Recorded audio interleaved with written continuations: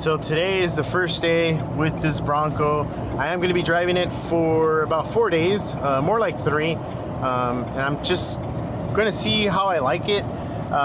This is a base model Bronco with the Sasquatch package, so it has the upgraded suspension and the 35s. I'm not going to be going off-roading or doing anything like that, because honestly, as soon as this car was announced and the prototype was ready, all they did was off-road this car. So a lot of you already know what this car can do. I'm going to talk about what 90% of you are going to be doing in this car anyways, which is just daily driving it if you purchase this car, right? So I'm just going to be talking about that. I'm going to talk about how comfortable it is, what are the differences between this and maybe even the Jeep, and just really go over stuff like that that can kind of help you decide whether or not you want to buy a Bronco to begin with. I was on the same boat as well. I mean, I had a Bronco growing up. That was my first car, I think. I had a 1984 Bronco 2, so technically the Bronco Sport back in the day, because the original Bronco was the big boy. I had the Bronco 2, which is a lot smaller. So yeah, right now I'm just going off the road here. Not really off-roading, it's just like a dirt road that I'm going to park and just kind of show you a little bit about the car and some cool features that I found that I think is pretty nice, and that's pretty much it. So just going to find a cool little spot to park and then we'll go over the car right there.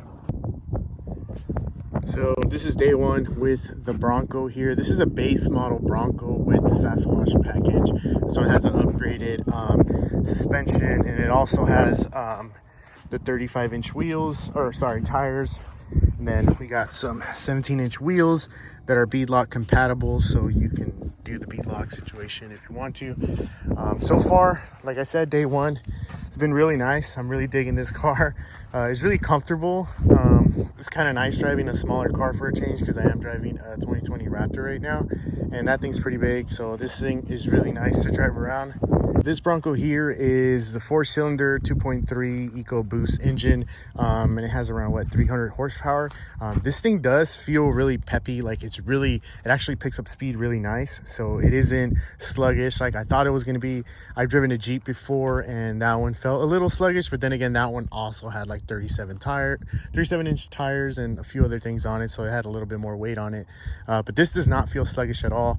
The turbo sounds are actually there. I'm kind of surprised that they're pretty loud, so that's kind of funny for me, because I'm not used to hearing all that turbo sound on my Raptor, and that's a V6. So yeah, that was pretty cool.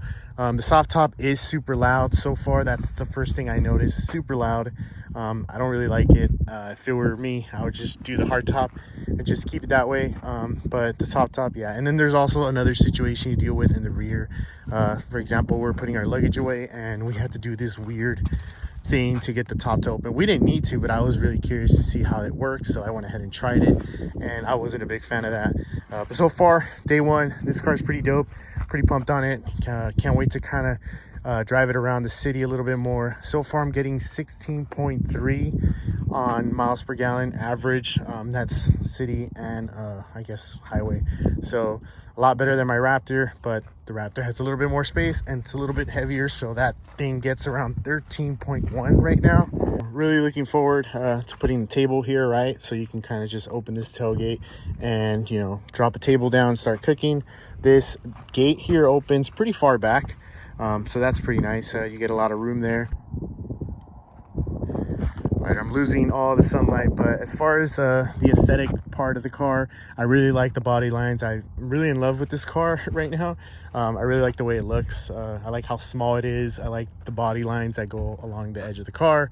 I think they really did a good job as far as looks.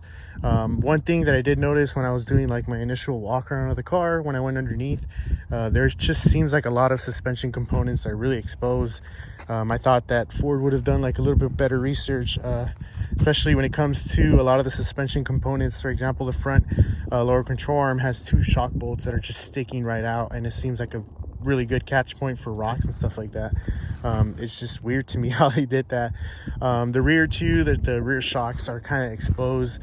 They kind of seem sketched, so if you hit something and feel like a bolt. I wish I could show you. It's kind of dark now.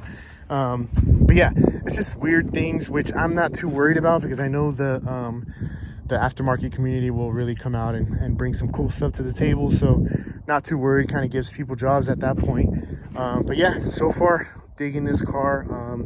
Can't wait for the other 2 days that I have with it. Again, I'm mainly going to be driving this like as a daily, you know, on the road, not really off-road.